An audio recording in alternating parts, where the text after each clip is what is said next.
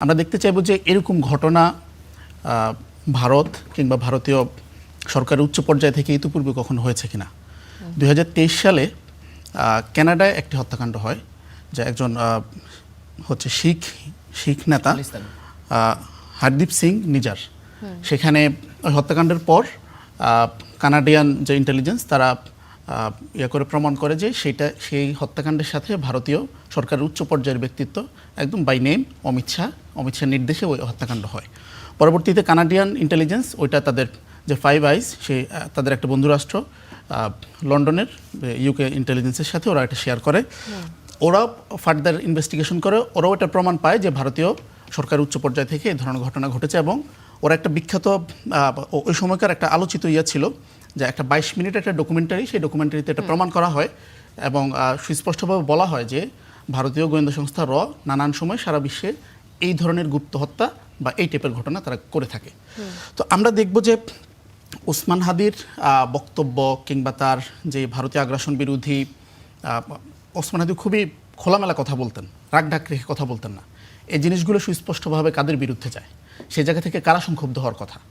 তো সেই জায়গা থেকে আমার মনে হয় যে ব্যানার্জির বক্তব্য আমলে নেওয়ার মতো যথেষ্ট এখানে সোর্স এবং যথেষ্ট বিশ্বাসযোগ্যতার জায়গা আছে।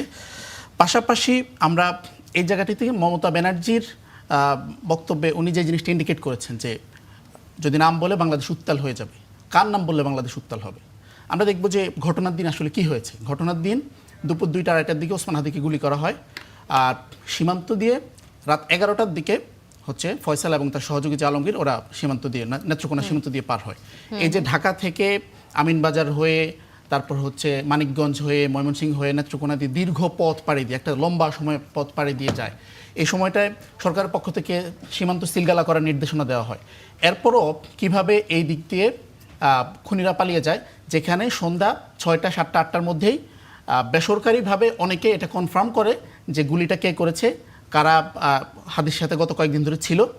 এভাবে সুস্পষ্টভাবে আইডেন্টিফাই হওয়ার পরও বাংলাদেশের গোয়েন্দা বাহিনী, সীমান্তরক্ষী বাহিনী, বিজিবি তারা কিভাবে ব্যর্থ হলো তাদেরকে সেই সীমান্তে আটকানোর জন্য। এবং এই পুরো ঘটনাটায় তারা ভারতে যায়, সেখানে ভারতে তাদেরকে কারা শেল্টার দেয়, এরপর তাদেরকে গ্রেফতার করে। ফাইনালি গতকাল মমতা ব্যানার্জি যে কথাটি বলেছেন, এর মাধ্যমে যে ভারতীয় সরকারের উচ্চ পর্যায়ের ব্যক্তিত্বরা অমিত শাহর কথা সরাসরি বলেছেন। এই টোটাল জিনিসটা এটা কি শুধুমাত্র নিছক একটা পলিটিক্যাল মার্ডার বা একটা হত্যাকাণ্ড হিসাবে দেখার পক্ষে আমরা না।